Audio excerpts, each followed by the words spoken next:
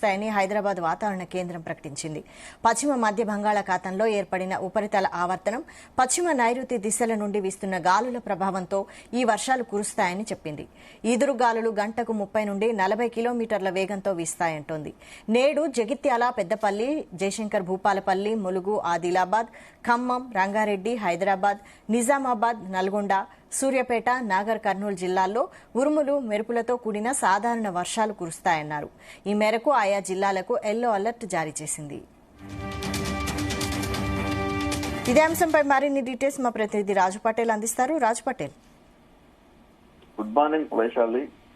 తెలంగాణ వ్యాప్తంగా వర్ష సూచనగా ఉందని కూడా వాతావరణ కేంద్రం తెలిపింది. దీంతో రాబోయే 4-5 రోజుల్లో తెలంగాణ వ్యాప్తంగా విస్తారంగా వర్షాలు కురిసే అవకాశం ఉంది. ఇప్పటి వరకు ఈ వర్షాకాలం ప్రారంభమైనప్పటి నుంచి ఇప్పటి వరకు కూడా మనకు ఎక్కువగా వర్షం పడలేదు, భారీగా వర్షపాతం నమోదు కాలేదు. కానీ రాబోయే రోజుల్లో మాత్రము విస్తారంగా వర్షాలు కురిసే అవకాశం ఉందని వాతావరణ కేంద్రం తెలిపింది. అది ఎందుకంటే దీనికి అటు ప్రధాన కారణంగా నైరుతి ఋతుపవనాలు స్పీడప్ కావడం ఒక కారణం అయితే, పశ్చిమ మధ్య బంగాళాఖాతము, దానిని ఆనుకొని ఉన్నటువంటి ఉత్తరాంధ్ర తీరము, దక్షిణ ఒడిశా తీర ప్రాంతాల్లో సగటున్న సముద్ర మట్టం నుంచి 5.8 నుంచి 7.6 కిలోమీటర్ల ఎత్తులో ఉపరితల ఆవర్తనం ఏర్పడింది. ఈ ఏర్పడినటువంటి ఉపరితల ఆవర్తనం కారణంగా తెలంగాణలో భారీ వర్ష సూచన ఉందని కూడా వాతావరణ కేంద్రం తెలిపింది.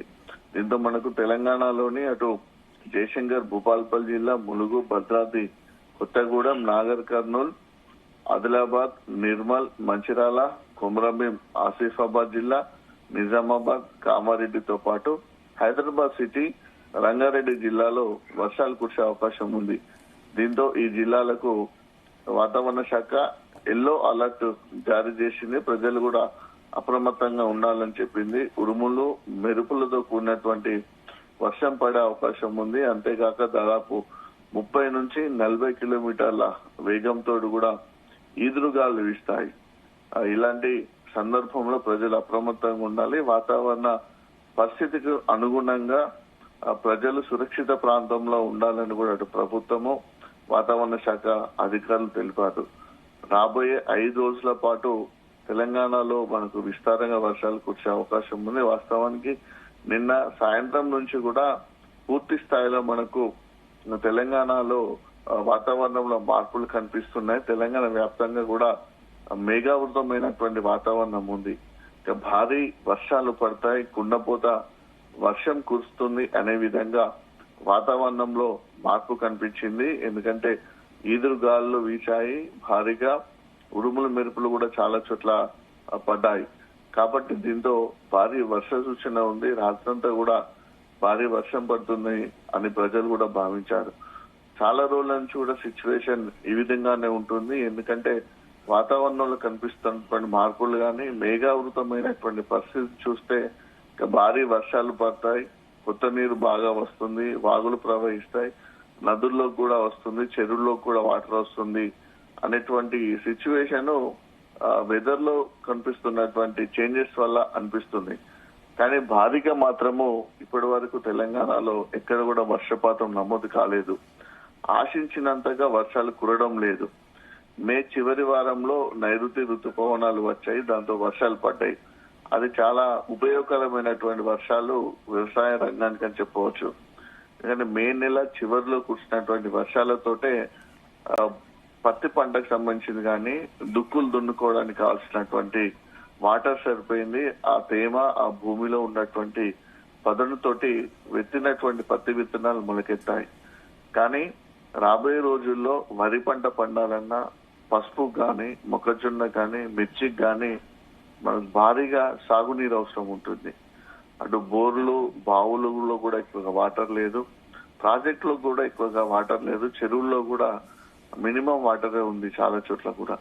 దీంతో ఆయకట్టు సాగు కావాలన్నా, వాణిజ్య పంటలు పండాలన్నా కూడా ఖచ్చితంగా భారీగా వర్షాలు పడే అవకాశం ఉండాల్సిన అవసరం ఉంది. జూన్ 23 నాటికి తెలంగాణలో సాధారణ వర్షపాతము 97.4 మిల్లీమీటర్ల వర్షం కురవాల్సి ఉంది. అండ్ కేవలము 56.3 మిల్లీమీటర్ల వర్షపాతమే నమోదైంది.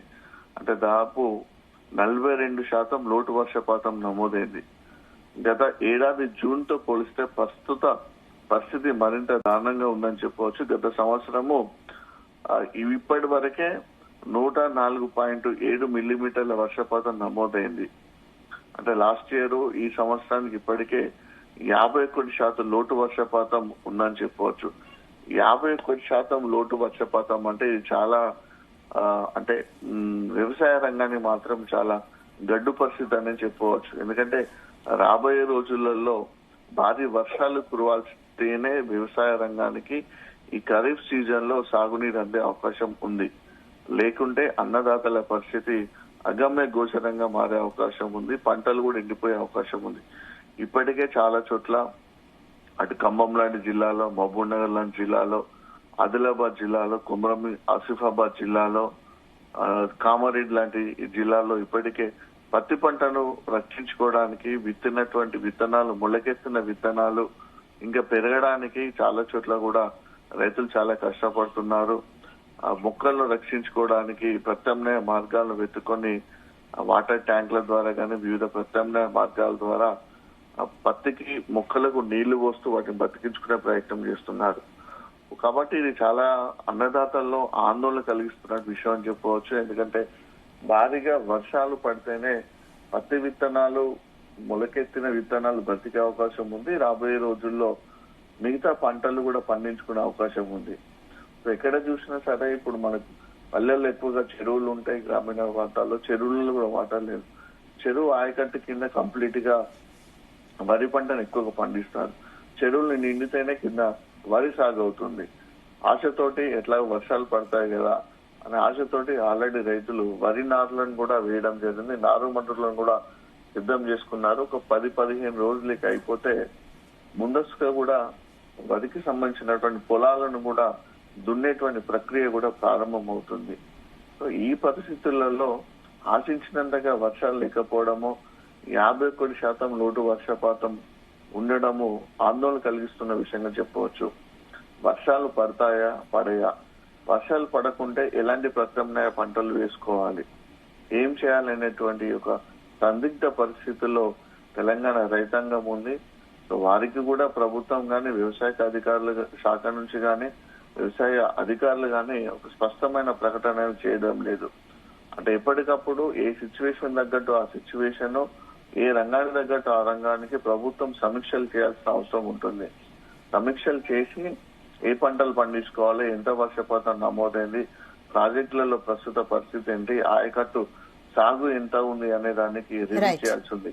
సో ఇటీవల మనకు మొన్న కరీంనగర్ లో రివ్యూ జరిగింది. రివ్యూలో మాత్రం మంత్రులు తుమ్మల నాగేశ్వరరావు గాని, పొన్నం ప్రభాకర్ గాని ఎక్కడ కూడా ఎకరం భూమి లేకుండా పంటలు వేసుకోవాలని చెప్పడం జరిగింది. కానీ పంటలకు సంబంధించినటువంటి సాగునీరు ఏ విధంగా అందిద్దామనే విషయంలో మాత్రం ప్రకటన చేయకపోవడంతో అన్నదాతల్లో ఆందోళన నెలకొంది. మొత్తానికైతే భారీగా వర్షాలు పడాలని మాత్రం ఆకాశం వైపు అన్నదాతలు ఎదురు చూస్తున్నారు. Vaishali. Right, thank you Raj Patel.